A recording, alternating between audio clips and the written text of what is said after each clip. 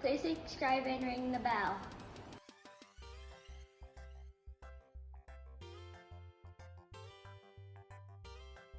In this tutorial, I will be sharing with you how to make an oversized welcome sign that has interchangeable letters for any occasion. The first thing that you want to take into consideration is if you plan on making your sign for indoor use or outdoor use. That will determine how you approach this. If you choose to do indoor, you can use pretty much any permanent vinyl and not have to worry about the elements peeling the vinyl off of your sign. Now, if you're using it outdoors, I would recommend either using your vinyl as a stencil and painting your welcome, or I would look for some premium outdoor permanent vinyl to help survive the elements. The first step in customizing your welcome sign in Cricut Design Space was typing out the welcome.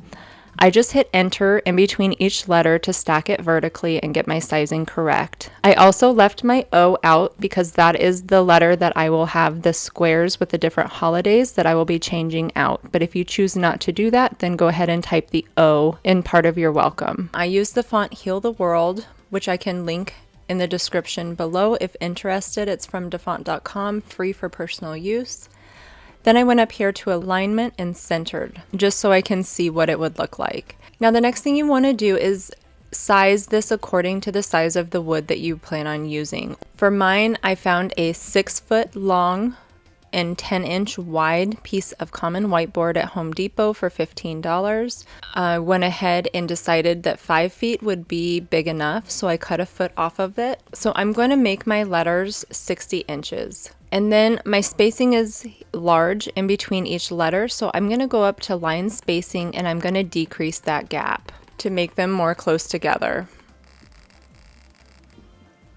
And you can see that the spacing here is better. Now I'm going to go back up here one more time and change it back to 60. That is going to make my width almost 7 inches, which should be perfect on a 10-inch board. So my letters should be just about right as far as sizing and spacing goes. I also decided to add these little leaf patterns on the top and the bottom, so feel free to add any accent that you wish. The next thing that you want to do prior to cutting is you want to ungroup these letters, especially if you're going to just use indoor permanent vinyl. Then you don't need to worry about a lot of waste. So when you go to ungroup them and make it, you can see here that they are going to just stack all the letters as closely together as possible. And all you're needing is the actual vinyl letters.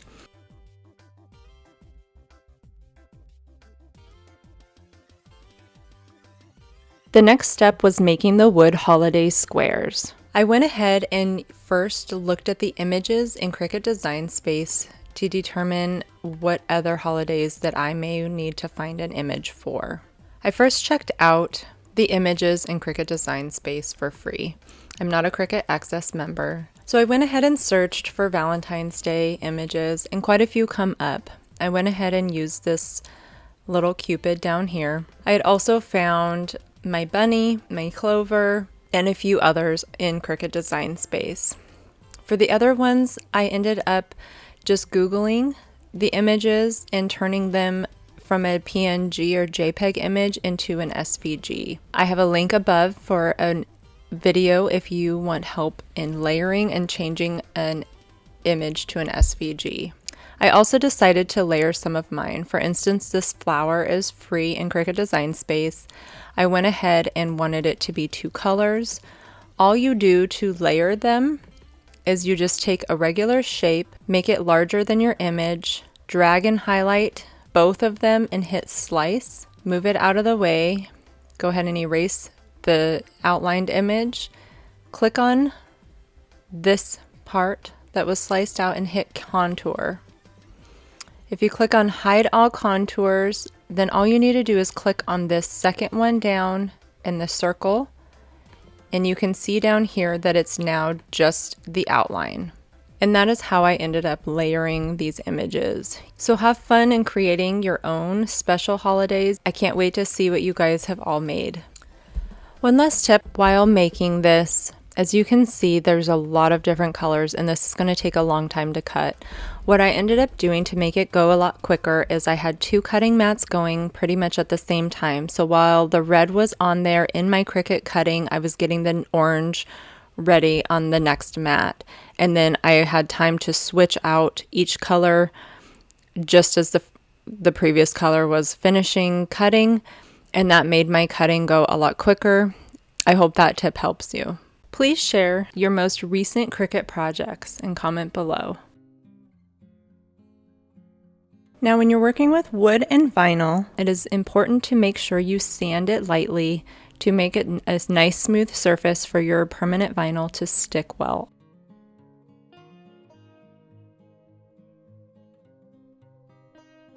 The next step that I did was I mixed the paint. I wanted a light gray color, so I mixed black and white chalk paint to get the color that I liked. Now I painted the edges just to have a little contrast. Then I painted my small wooden squares the same color as my board, but feel free to make them different colors to contrast more. You've got a lot of options.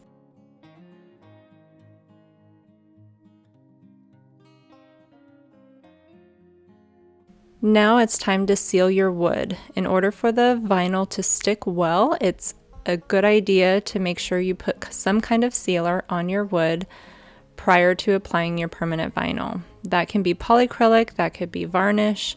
There's a lot of clear coat sprays that work well. Now it's time to cut out all of our decals.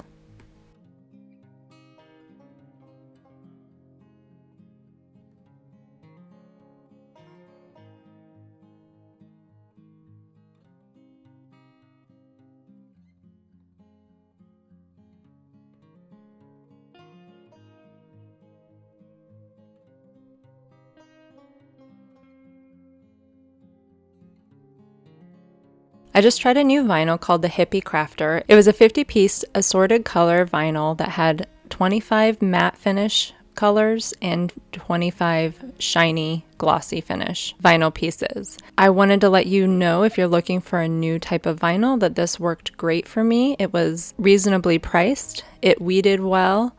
The only thing I needed to do was set my cut depth to be less pressure. But the colors were vibrant, it laid well, with very little bubbling as long as I used my scraper and scraped it on. If you're looking for a new vinyl, I am really impressed with this brand called the Hippie Crafter, and please check out that link in the description below. Some of the specialty vinyls that I had other than the solid colors were from different links on Amazon.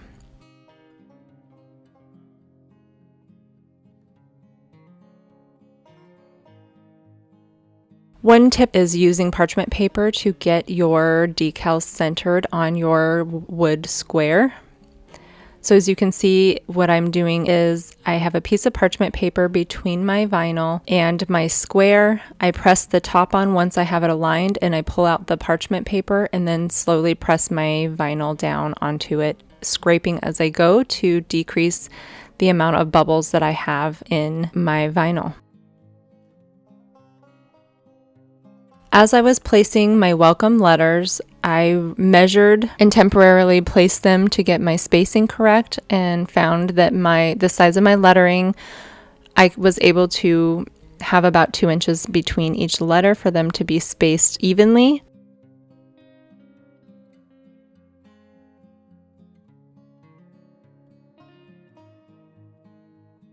The last thing that I did to finish my welcome sign was I stacked my wood squares all together, marked them, and just drilled a hole so that they would be the same through all of them. And then I just hand marked my small hook and screwed that in. I hope you enjoy your welcome sign.